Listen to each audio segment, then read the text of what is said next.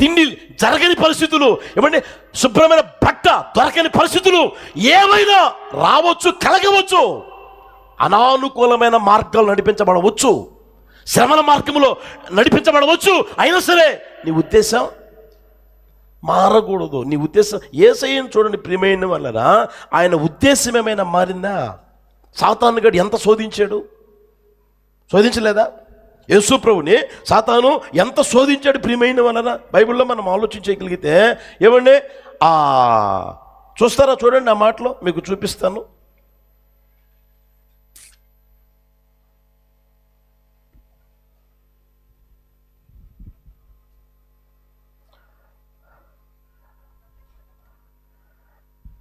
సాతాను గడిచి ఎంత శోధించబడి, ఇదే మత్తయి సువార్త మనం 4వ అధ్యాయంలో ఉంటుంది, ఏమండి లూకా సువార్తలో కూడా మనం చూడగలం ప్రియమైన అన్నారు. అర్థమవుతుందా? ఎంత శోధించాడో. ఎంత శోధించినా యేసయ్య మన ఉద్దేశం మర్చిపోయాడా? అదే సమయంలో దైవజనుడైన పౌలు గారు మర్చిపోయారా? ఒక రోజున ఏమండి చూస్తారా? చూడండి అపోస్తుల కార్యాలు 21వ అధ్యాయం 10వ వచనం నుంచి. అపోస్తుల కార్యాలు 21వ అధ్యాయం 10వ వచనం చూడండి. మేము అనేక దినములు అక్కడ ఉండగా అగబు అను ఒక ప్రవక్త యోదయ నుండి వచ్చెను. అతడు మా యొద్దకు వచ్చి పౌలు నడికట్టు తీసుకుని తన చేతులను కాళ్ళను కట్టుకొని, యెరూషలేములోని యూదులు ఈ నడికట్టు గల మనుషుని ఈలాగు బంధించి అన్యజనుల చేతికి అప్పగించునని పరిశుద్ధాత్మ చెప్పుచున్నాడనను. ఈ మాట వినినప్పుడు మేమును అక్కడి వారును యెరూషలేమునికి వెళ్ళవద్దని అతను బతిమాలుకుంటే గాని పౌలు ఇదెందుకు, మీరు ఏడ్చి నా గుండె బద్దలు చేసేదరేలా? నేనైతే ప్రభువైన యేసునామము నిమిత్తం యెరూషలేములో బంధింపబడుకు మాత్రమే కాక చనిపోవుటకును. ఒకసారి గమనించండి ప్రియమైన వాళ్ళరా, యేసయ్యలో దైవజన పౌలు గారిలో ఉన్న ఉద్దేశం గమనించండి. అక్కడ ప్రవక్తలు కూర్చొని ఉన్నారు. ఈ లోపు పాస్టర్ గారు వచ్చారు, పౌలు గారు వచ్చారు. వస్తే వాళ్ళు ఒక దర్శనం వస్తే వాళ్ళు ఒక నడికట్టు తీసుకొని ఇలాగ కట్టేస్తారు, నిన్ను బంధించేస్తారు, ఇది జరగబోతుంది నీకు అని అంటే, జరిగినా పర్లే, బంధించినా పర్లే, జైల్లో పడేసినా పర్లే. అంత మాత్రమే కాదు, నా ప్రాణమును కూడా నేను అమ్మాడు ఎక్కడ చనిపోవుటకును. యేసయ్యకి మహిమ కలుగును గాక.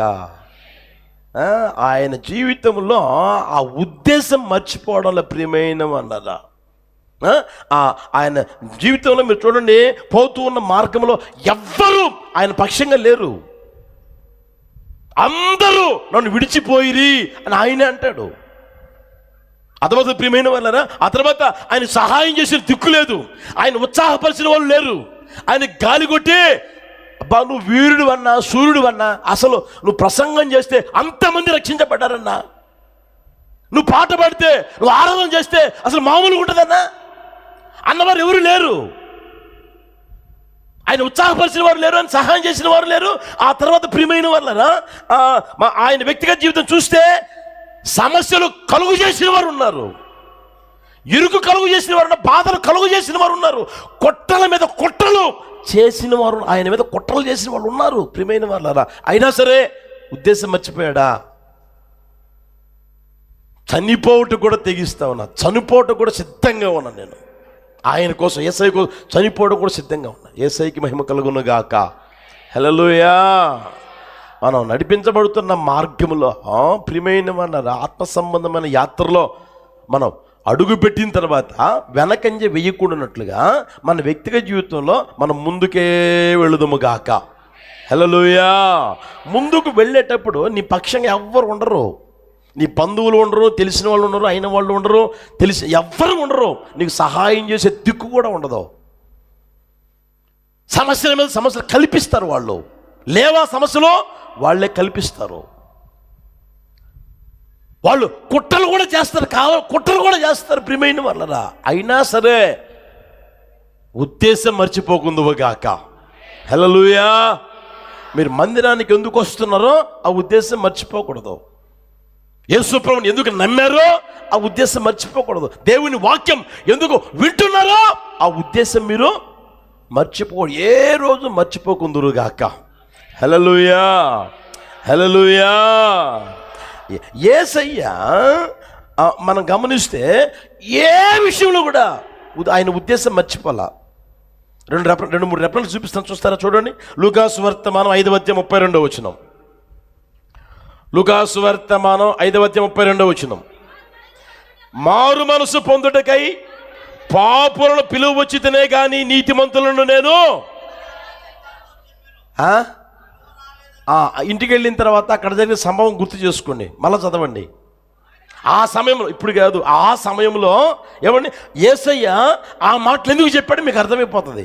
ఏ పరిస్థితులు చెప్పాడో. పాపులనే పిలువచ్చింది కానీ పిలువురాల. తర్వాత యోహాను సువార్తమానం 6:39 చూడండి. యోహాను సువార్తమానం 6:39. నా ఇష్టము నెరవేర్చుకొనుటకు నేను రాలేదు, నన్ను పంపిన వాని చిత్తము నెరవేర్చుకొనుటకే పరలోకము నుండి. నా ఇష్టం నేను నెరవేర్చుకునేదానికి రాలా, నన్ను పంపిన వాని చిత్తం నెరవేర్చేదానికి ఈ లోకానికి నేను వచ్చా. యేసయ్యకి ఎన్ని అడ్డంకులు, యేసయ్యకి ఎన్ని బెదిరింపులు, యేసయ్యకి ఎన్ని ఎదిరింపులు. యేసయ్యని ఏమండి 70 మంది మేముంటాం నీకు తోడు కానీ వచ్చి విడిచిపెట్టిపోయారు. సరే, ఆయన పేరు పెట్టి పిలుచుకున్నాడు, రాత్రి అంతా ప్రార్థన చేసి అపోస్తలుని పేరు పెడితే వాళ్ళు కూడా చివరికి ఆయన్ని విడిచిపెట్టిపోయారు. ప్రియమైన అన్నారా? అర్థమవుతుందా? అయినా ఉద్దేశం మార్చుకున్నాడా? ఆయన జీవితంలో ఎప్పుడు ఉద్దేశం మార్చుకోలేదు ప్రియమైన వాళ్ళు. అందుకనే ఉద్దేశంతో కూడిన జీవితం యేసయ్య జీవించాలని ఆశపడి కోరుకున్నారు కనుకే మరణించేంత వరకు తను తాను ఏం చేసుకున్నాడంట? విధేయత చూపిన వాడే తగ్గించుకున్నాడు. మరణించేంత వరకు తన్ను తాను తగ్గించుకున్నాడు. ప్రియమైన వాళ్ళరా, మన జీవితంలో కూడా మనకు ఒక ఉద్దేశం అనేది ఉండగలగాలి. ఆ ఉద్దేశాన్ని మర్చిపోకుండా ఉంటే తగ్గింపగలిగిన జీవితం ఉంటూనే ఉంటుంది. ఏ రోజు మనలో అహంకారం, గర్వం ఏమండి ఇలాంటివి కనిపించి ఎంతమంది బెదిరించినా సరే, ఎంతమంది ఎదిరించినా సరే, ఎంతమంది కుట్రలు చేసినా, సమస్యల మీద సమస్యలో ఏమండి తోడు చేసినా, లేకపోతే అందరూ నీతోనే ఉండి అందరు విడిచిపెట్టిపోయిన వారిగా నీకు కనిపించినా సరే, నీకు ఒక ఉద్దేశం ఉండగలగాలి, నీకు ఒకటి ఉండగలగాలి. హల్లెలూయా, హల్లెలూయా. అర్థమవుతుందా? ఎవరో చెప్తే మందిరానికి వచ్చావు మంచిదే కాదన్నట్లే, వాళ్ళు చెప్తే వచ్చానండి అని ఏమండి ఒక 5 సంవత్సరాలైన తర్వాత, 2 సంవత్సరాలైన తర్వాత, 6 సంవత్సరాల తర్వాత అనకూడదు. చిన్నప్పుడు అమ్మ పెడితే తిన్నావు, ఇప్పుడు నోరు తెరవండి. ఇప్పుడు కూడా మీ అమ్మ పిలిచి రా కొడక పెడతానని చెప్పి తింటావా? ఏమంటావు? కొంచెం ఆలోచన ప్రియమైన. అదేవిధంగా ఒకరి ద్వారా నువ్వు మందిరానికి వచ్చినా సరే, సత్యం తెలుసుకున్నా సరే, రోజులు గడవగా ఏం చేయాలి అంటే నీలో ఉద్దేశం ఉండగలగాలి, నీకు ఒక ఉద్దేశం ఉండగలగాలి. హల్లెలూయా. ఆ రోజున మీరు చూడండి, ఆ స్త్రీ ఆ ఊరికి వెళ్ళి చెప్పింది, నేను చేసినవన్నీ నాతో చెప్పిన వాడిని వచ్చి చూడండి. గ్రామం వచ్చింది, ఆమె చెప్పిన మాట విని వచ్చింది, కాదన్నలా. ఆ తర్వాత యేసుప్రభు దగ్గరికి వచ్చి యేసుప్రభు చెప్పిన మాటలు విని వాళ్ళు ఏమంటో తెలిసిన, నీవు చెప్పిన మాటను బట్టి కాకుండా మా కళ్ళతో మేము చూసాం, మేము చెవులతో విన్నాం కాబట్టి ఇప్పుడు మా అంతటా మేమే యేసయ్యని విశ్వసిస్తూ ఉన్నాం. హల్లెలూయా. అర్థమవుతుందా? చెప్పినప్పుడు వచ్చింది మంచిదే, అయితే వాళ్ళ మళ్ళా ఉద్దేశం కలిగింది. కనుక నీ వ్యక్తిగత జీవితంలో నీకు ఒక ఉద్దేశం ఉండగలగాలి. ప్రియమైన వాళ్ళరా, అట్టి కృపతో ప్రభు నింపి నడుపును గాక. నన్ను యేసయ్య పిలిచాడు. మనుషులు ఎవరు నన్ను చెప్పండి పిలవలా, మనుషులు పిలిచి నేను రాలా, నా యేసయ్య నన్ను పిలిచాడు. నన్ను పిలిచిన దేవుడు నాకు తెలుసు, నేను నమ్మిన వారిని ఎరుగుదును అనే ఆ ఉద్దేశం ఉండగలగా. నన్ను దేనికోసం పిలిచాడు? పరలోకం కోసం అని పిలిచాడు, నిత్య జీవం ఇస్తానని పిలిచాడు. ప్రియమైన వల్ల ఆ నిత్య జీవం పొందగలిగే ఆ ఉద్దేశం మన జీవితంలో జీవితాంతం ఉండగలగాలి. దానికి వ్యతిరేకంగా ఎన్నైనా రావచ్చు, అవన్నిటిని లెక్క కూడా చేయకూడదు. ప్రియమైన అన్నట కుట్రలు రావచ్చు, లేకపోతే నిన్ను ఏమంటే దిగదార్చే ఆత్మ సంబంధమైన జీవితాన్ని దిగదార్చే ఆ పరిస్థితులు కూడా కలగవచ్చు. ఆత్మానుసారంగా ప్రారంభించిన నీ జీవితం ఆత్మానుసారంగా నడిపించబడుతూ ఉన్నప్పుడు అలాగే బ్రతకనిచ్చేవాళ్ళు కష్టం తక్కువ, నీ జీవితాన్ని పాడు చేసేదానికి చూసేవాళ్ళు ఎక్కువ, నీకు లేనిపోని మాటలు చెప్పి భక్తిలోంచి దిగజార్చేవాళ్ళు ఎక్కువ. నీకు లేనిపోని మాటలు చెప్పి నీ జీవితాన్ని ఏమంటే ఆ భ్రష్టత్వంలోనికి తీసుకుని వెళ్ళేవాళ్ళే ఎక్కువ ప్రియమైన వాళ్ళరా. లోక ఆకర్షణలను ఆకర్షిస్తూ ఉంటాయి. లోకంలో ఉన్న మనుషులు, లోకంతో కలిసిపోయిన మనుషులు నిన్ను లాగే పరిస్థితులు కూడా ఉంటాయి. అయితే నీకు ఒక ఉద్దేశం ఉండగలగాలి. హల్లెలూయా, హల్లెలూయా.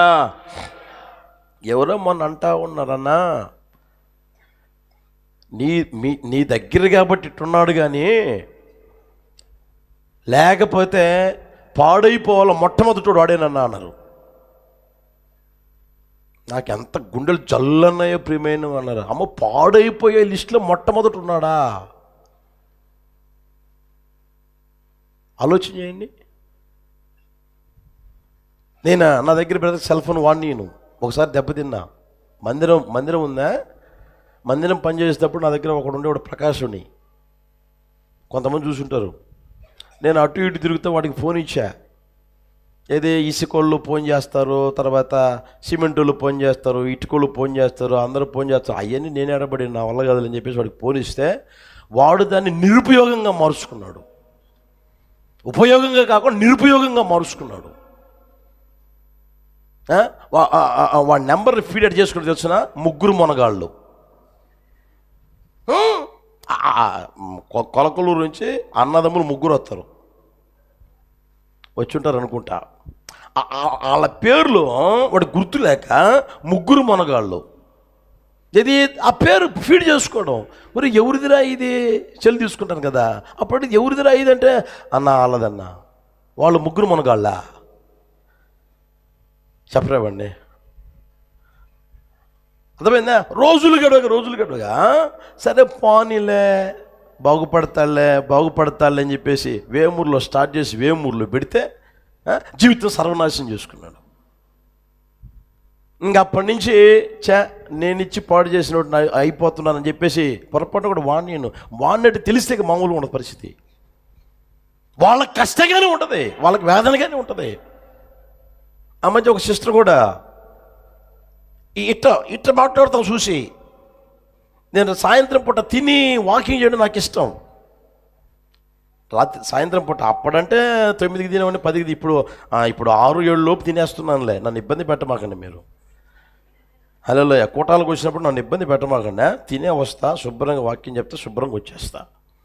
హల్లెలూయా, హల్లెలూయా. అప్పుడు వాకింగ్ చేస్తూ ఉంటే వీడియో కాల్ మాట్లాడుతుంది. ఎవరు అన్నా? అన్న పలానా అన్నా. ఎవరిది ఫోను అన్నా? పెద్ద అక్కదన్నా. ఎందుకు ఇచ్చింది నీకు అన్నా? నీకెందుకు ఇచ్చింది? ఆమె గట్టిగా మాట్లాడా. అర్థమవుతుందా? చాలా కాలం మంది ఇప్పుడు చెప్తున్నాను మీకు. హల్లెలూయా. ఇట్లా చేసే నాశనం అయిపోతున్నారు కొంతమంది సిస్టర్లు. పాస్టర్లు అట్లాగే యేసన్న గారు మాకు దండం పెట్టి చెప్పాడు. ఏమని? ఒరే మీకు వద్దురా ఫోన్లు, మీకు అవసరమైతే నేను ఇస్తాను రా అని. అర్థమవుతుందా? విన్నోడు బాగుపడ్డాడు, విన్నోడు పోయాడు. అర్థమవుతుందా? ప్రియమైన వలన కాస్త జాగ్రత్తగా ఉండండి మీ వ్యక్తిగత జీవితాలలో. నీకు ఒక ఉద్దేశం ఉండాలి. అర్థమవుతుందా? నేను మీకు చెప్పట్లేదా? నా ఫోన్ ఇప్పుడు తీసుకోండి, మీ దగ్గర ఉంచుకోండి. నాకు ఎన్ని ఫోన్లు వస్తాయి మీరు చూడండి. ఇంతమంది లేరా మందిరంలో? ఇంతకుముందు సేవ చేయలేదా నేను? ఇంతకంటే పెద్ద సంఘాలు కావా? సేవకు వచ్చి 30 సంవత్సరాలు అయిపోయింది కదా. ఈ 30 సంవత్సరాలు కలిసి ఎంతమంది పరిచయమే ఉంటారు? నేను ఎక్కడి నుంచి అయినా ట్రాన్స్ఫర్ వస్తే మరలా ఈ రోజు వరకు నాకు తెలియదు. నేను ఫోన్లు చేయడం, నేను ఫోన్లు చేసి మాట్లాడు నాకు తెలియదు. ఈ రోజు వరకు తెలియదు. దేవుడు చూస్తున్నాడు, దేవుడు వింటా ఉన్నాడు. యేసన్న గారు ఒకటే చెప్పారు, మిమ్మల్ని పంపించానా తల్లికి బిడ్డకి మధ్యలో ఏముండాలా? బొడ్డు కత్తిరించుకోవాలంట. బొడ్డు ఏం చేయాలి? తల్లి బిడ్డ క్షేమంగా ఉండాలంటే బొడ్డు కత్తిరించుకోవాలా. కత్తిరించకపోతే ఇద్దరు చేస్తారు. తల్లి చేస్తుంది, పుట్టిన బిడ్డ చేస్తుంది, ఇద్దరు చేస్తారు. అవి నా మనసులో ఉన్నాయి. అర్థమవుతుంది ప్రియమైన వాళ్ళనా? ఒక ఉద్దేశం ఉండాలి. నీ వ్యక్తి ఎందరు ఎన్ని మాట్లాడినా, ఎన్నైనా అవమానించినాయి నీకు అనవసరమయ్యి. యేసుప్రభుని అవమానించిన లేరా? నిన్నిచ్చిన వాళ్ళు లేరా? అరే దయ్యం పట్టిందిరా నీకు అన్నోళ్ళు లేరా? ఇంట్లో వాళ్ళే నీకు బయలుజీవులు పుట్టిందిరా అన్నారు. ప్రియమైన వాళ్ళరా, ఆయన పట్టించుకున్నాడు యేసు ప్రభు. ఏ రోజు ఏమి పట్టించుకోవాలా? ఆయనకు ఒక ఉద్దేశం ఉంది. ఆ ఉద్దేశం చొప్పున అలా నడుచుకుంటా పోతానే ఉన్నాడు. హల్లెలూయా. అంతవరకు ఎలా ఉన్నాడంటే, ఇప్పుడు చెప్పండి, మరణం పొందునంతగా ఆయనలో విధేయత కనిపిస్తూనే ఉంది. మరణం పొందునంతగా ఆయనలో అవిధేయత కనిపించలేదు, కానీ తన్ను తాను తగ్గించుకున్న స్వభావం కనిపిస్తూనే ఉంది. ఎందుకు తెలిసిన? ఆయనకు ఒక ఉద్దేశం ఉంది. నేను ఎందుకు వచ్చాను ఈ లోకానికి, నేను ఎందుకు వచ్చాను, నేనేం చేస్తున్నా? ఇప్పుడు మీరు ఉన్నారనుకోండి, మందిరానికి మీరు ఎందుకు వచ్చారు? సెల్ ఫోన్ తీసుకుని ఆటలాడుకునేదానికా? ఆ పైన కూర్చొని మెసేజ్లు పంపించుకునేదానికి, ఆటలాడుకునేదానికా? అర్థమవుతుందా? మందిరానికి ఎందుకు వచ్చావు? ఆ ఉద్దేశం ఉండాలి కదా. ఆ ఉద్దేశం నీవులో ఉంటే వాక్యం చదువుతూ ఉంటావు, వాక్యాన్ని వింటూ ఉంటావు, జాగ్రత్తగా నీ వ్యక్తిగత జీవితంలో ఏమండి ఆస్వాదించి అందులో నడిపించబడే జీవితాన్ని నువ్వు కోరుకుంటూనే ఉంటావు. జీవితం ఆశీర్వాదకరంగానే ఉంటుంది. హల్లెలూయా, హల్లెలూయా. నా ప్రభువు కృప అందరి మీద కుమ్మరించును గాక. హల్లెలూయా. 12వ అధ్యాయం తీస్తారా? హెబ్రీ పత్రిక 12వ అధ్యాయం మొదటిని చూడండి. ఇంత గొప్ప సాక్ష్య సమూహము మేఘం వల్లే మనల్ని ఆవరించి ఉన్నందున మనము కూడా ప్రతి భారమును సులువుగా చిక్కులు పెట్టి పాపమును విడిచిపెట్టి విశ్వాసమునకు కర్తయు దాన్ని కొనసాగించువాడునైనా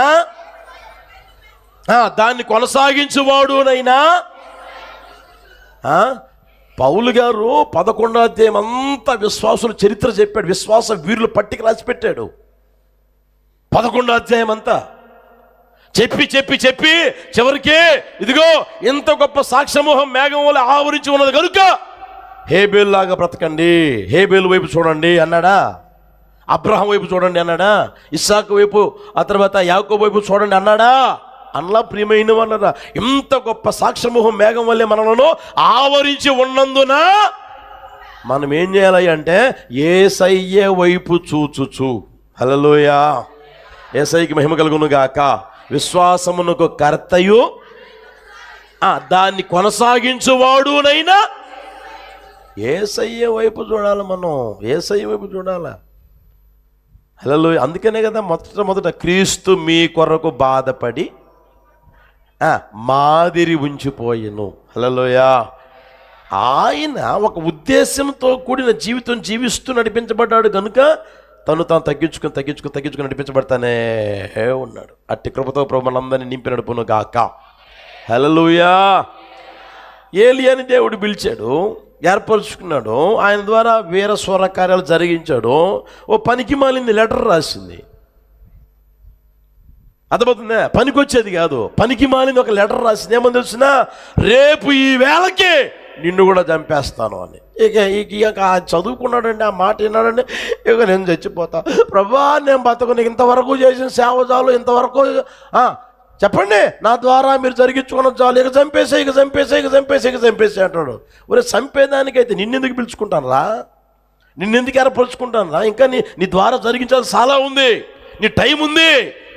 ఎప్పుడైతే నీ టైం అయిపోతుందో అప్పుడు నేను తీసుకుంటానులే, తొందరపడ మాకు బిడ్డ. ఆ బెదిరింపులు విని, ఏమంటే ఆటంకాలు విని వెనకంజి వేసే స్థితిలోకి వస్తూ ఉన్నాడు. ఆత్మ సంబంధంగా ఎంతగా ప్రారంభించాడు తన వ్యక్తిగత జీవితాన్ని, ఇప్పుడు శరీర సంబంధంగా పరిపూర్ణలుగా మార్చబడే స్థితిలోకి వస్తూ ఉన్నాడు. కనుక ప్రియమైన వాళ్ళరా, ఏ రోజైనా సరే మనం ప్రారంభం బాగానే ఉంటుంది, కానీ ముగింపు మహిమకరంగా ఉండగలిగే జీవితం జీవించుదుముగాక. హల్లెలూయా. గతంలో బాగా ఉన్నాడు అన్నాడు, ఇంకా బాగుండగలగాలి. గతంలో పరిశుద్ధంగా బ్రతికాడు అన్నాడు, ఇంకొంచెం పరిశుద్ధతలు ఎదగలగాలి. గతంలో పరిశుద్ధంగా ఉన్నాడండి, పాపతుడిగా మారిపోయాడండి. గతంలో విధేయత ఉందండి, ఇప్పుడు అవిధేయత వచ్చేసిందండి, ఇప్పుడు గర్వం వచ్చిందండి, ఇప్పుడు అహంకారం వచ్చిందండి అన్న ఆ పరిస్థితుల్లోనికి ఏ ఒక్కరు రాకుందురు గాక. హల్లెలూయా. అట్టి కృపతో ప్రభు మనందరినీ నింపి నడుపును గాక.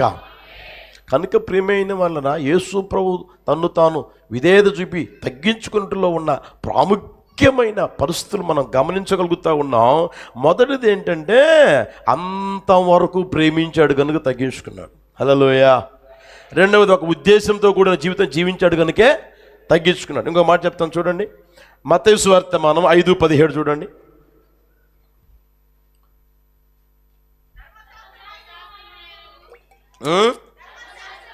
ధర్మశాస్త్రమునైనను ప్రవక్తల వచనములైనను కొట్టివేయ వచ్చితినని తలంచవద్దు, నెరవేర్చుటకే గాని కొట్టివేయుటకు నేను రాలేదు. యేసు ప్రభువు స్పష్టంగా చెప్తా ఉన్నారు. ఆయన దగ్గరికి వచ్చిన జనసమూహాన్ని చూసి కొండ ఎక్కి కూర్చొని ఈ మాటలు తెలియజేస్తున్న ప్రియమైన వాళ్ళరా, ఆయన అంటాడు, ధర్మశాస్త్రములైనను ప్రవక్తల ప్రవచనములైనను కొట్టివేయుటకు వచ్చితినని తలంచవద్దు, నెరవేర్చుటకే కానీ. యేసు ప్రభువా ఎందుకు తగ్గించుకున్నావయ్యా అంటే ఆయన అంటాడు, నా గురించి వ్రాయబడిని ఉన్నాయిరా. హల్లెలూయా. నా గురించి వ్రాయబడినవి ఉన్నాయి, నా గురించి చెప్పబడినవి ఉన్నాయి. నాకంటే ముందుగా ఈ లోకంలో ఎంతోమంది ప్రవక్తలు నా గురించి బోధించారు, నా గురించి చెప్పారు. కనుక అవన్నీ నెరవేర్చబడేదానికి నన్ను నేను తగ్గించుకుంటా ఉన్నాను. హల్లెలూయా. ఒకవేళ యేసు ప్రభు అహంకారంగా తగ్గించుకోకుండా నడిపించబడతా ఉంటే ఆయన్ని గూర్చి చెప్పబడిన మాటలు నెరవేర్చబడాయనా? చెప్పరేవండి. ఎక్కడో ఏమండి ఆ ప్రవక్త ద్వారా పలికించాడు. ఏమండి, రాజు ఎలాంటి వాడంట, నీ రాజు సాత్వికుడును దీన మనస్సు గలవాడునై గాడిద పిల్లను ఎక్కి వచ్చుచున్నాడు. ఉందా లేదా బైబిల్లో? ప్రవచనం అది. అది నెరవేరాలంటే నేను గాడిదనెక్కాలా? నేనెవరిని? లోకాన్ని సృష్టించే సృష్టికర్తని. నా మూలంగానే అన్ని జరిగాయి, నా మూలంగానే అన్ని కలిగాయి. కనుక ఇప్పుడు గాడిదనెక్కాలి. నేను గాడిదనెక్కాలా? నేను ఎక్కను అని అన్నాడు. పరిస్థితి ఏంటి? నెరవేరుతుందా? నెరవేరదు ప్రియమైన వారరా. కనుక యేసు ప్రభు గురించి చెప్పబడిన మాటలు నెరవేరేదానికి ఏమండి, నా గురించి వ్రాయబడిన మాట నెరవేర్చాలి కదా అని కంకణం కట్టుకుని ఏమండి తాను తగ్గించుకొని తను విధేయత చూపి తగ్గించుకుని నడిపించబడిన జీవితం మనం చూడగలం యేసయ్యలో. హల్లెలూయా. కనుక ఆ మాటలు 2-3 చూపిస్తాను చూడండి. ఆదికాండం 3:15 చూస్తారా? త్వరగా. ఆదికాండం 3:15. మరియు నీకును స్త్రీకిని నీ సంతానమునకును ఆమె సంతానముకును వైరము కలుగు చేసేదను. సరే, ఆ నెరవేర్పు ఎక్కడుంది తెలిసిన? గలతీ పత్రిక 4:4 చూడండి. ఆదికాండంలో చెప్పబడిన ప్రవచనం అది. అయితే కాలము పరిపూర్ణమైనప్పుడు దేవుడు తన కుమారుని పంపెను, ఆయన స్త్రీ యందు పుట్టి మనము దత్తపుత్రములు కావాలనని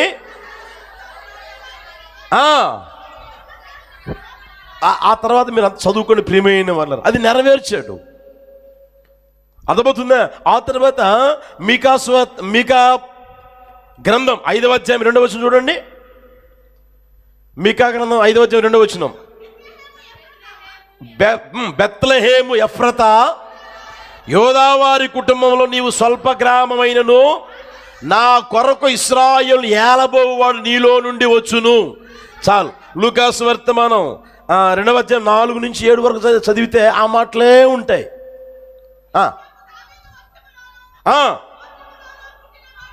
పుట్టినవాడు కనుక తర్వాత ఇంటికి వెళ్ళి చదువుకోండి ప్రియమైన వాళ్ళ. తర్వాత చూస్తారా చూడండి, యెషయా పుస్తకం 7:14. యెషయా పుస్తకం 7:14 చూస్తే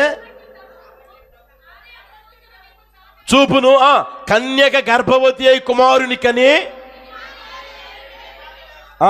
లూకాసు వర్తమానం 1:26 చూడండి. లూకాసు వర్తమానం 1:26.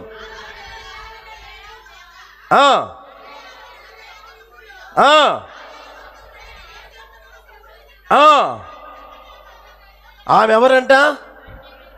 యేసు ప్రభువు ఈ లోకానికి వచ్చి నడిపించబడిన ప్రతిదీ మీరు గమనించండి. ఆయన పుట్టుకే కానీ, ఆయన నడిచిన విధానమే కానీ, ఏమంటే చివరిలో ఆయన మరణాన్ని గురించైనా సరే, ఆయన పునరుత్థానాన్ని గురించి సరే, ప్రతిదీ దేవుడు ప్రవక్తల ద్వారా ముందుగానే తెలియజేశాడు, ముందుగానే నిర్ణయించాడు, ముందుగానే చెప్పి పెట్టాడు. ప్రియమైన వాళ్ళరా, ఇప్పుడు యేసు ప్రభు అంటాడు, ధర్మశాస్త్రమునైనను ప్రవక్తల ప్రవచనమునైనను నెరవేర్చుటకే నేను వచ్చాను కానీ కొట్టివేయటకు నేను. హల్లెలూయా. అందుకని యేసు ప్రభువారు విధేయత కలిగి తన్ను తాను తగ్గించుకున్నాడు. ప్రియమైన వాళ్ళరా, హల్లెలూయా. అబద్ధమాడుటకు మన నజరేయుడైన యేసయ్య మనిషి కాదు, నరుడు కాదు. ఆయన అబద్ధమాడే దేవుడు కాదు. చేసిందే చెప్పేవాడు, చెప్పేదే చెప్పండి చేసినవాడు. అందుకని యేసు ప్రభు ఈ లోకంలో ఉన్నప్పుడు చెప్పిన మాట తెలిసిన, నీ మాట చెప్పండి గట్టిగా, నీ మాట అవునంటే అవును, కాదంటే కాదు. దానికి మించి నీ నోట ఏదైతే వస్తే అది నేనిచ్చే మాట కాదు, అది దుష్టుడు నీ నోట ఉంచే మాట, సాతానుగాడు నీ నోట ఉంచే మాట అది. అవునంటే అవును, కాదంటే కాదు. యేసు ప్రభు ప్రియమైన వల్ల రాక మునిపే ఆయన గురించి చెప్పడం అన్నీ ఒక్కొక్కటిగా వచ్చిన తర్వాత ఒక్కొక్కటిగా నెరవేర్చాడు ఆయన. హల్లెలూయా. అందుకని అంత ధైర్యంగా చెప్తాడు, మీ మాట అవునంటే అవును, కాదంటే కాదు. రెండో మాట నీ నోట రాకూడదు, మన నోట రాకూడదు. ప్రియమైన వాళ్ళరా, ఈ విషయంలో మనం గుర్తెరిగితే చెప్పిన మాట మరచిపోయేవారు, బాగా గమనించండి, చెప్పిన మాట మరచిపోయేవారు విధేయత చూపరు, తను తగ్గించుకునే స్వభావం ఉండదు. ఎవరిలో చూడండి, ఇప్పుడైనా చూడండి, ఎప్పుడైనా చూడండి, మీలో చూడండి, ఎదుటివారిలో చూడండి, ఏమండి లోకంలో జరిగే వాటిని చూడండి, ఎవరైనా చూడండి. ప్రియమైన వాళ్ళరా, అర్థమవుతుందా? చెప్పిన మాట మరిచిపోయే వాళ్ళు తను పొరపాటు కూడా ఎప్పుడు తగ్గించుకోరు. వినయము విధేయత పొరపాటు కూడా కనిపించదు వాళ్ళలో. చెప్పిన మాట తప్పకుండా నేను చెయ్యాలి అని అనుకుంటే వారిలో ఏముంటుంది చెప్పండి, విధేయత చూపుతూ ఉంటారు, తాను తగ్గించుకునే స్వభావం ఉంటూనే ఉంటుంది. అట్టి కృప మనందరికీ కుమ్మరించునుగాక. హల్లెలూయా, హల్లెలూయా.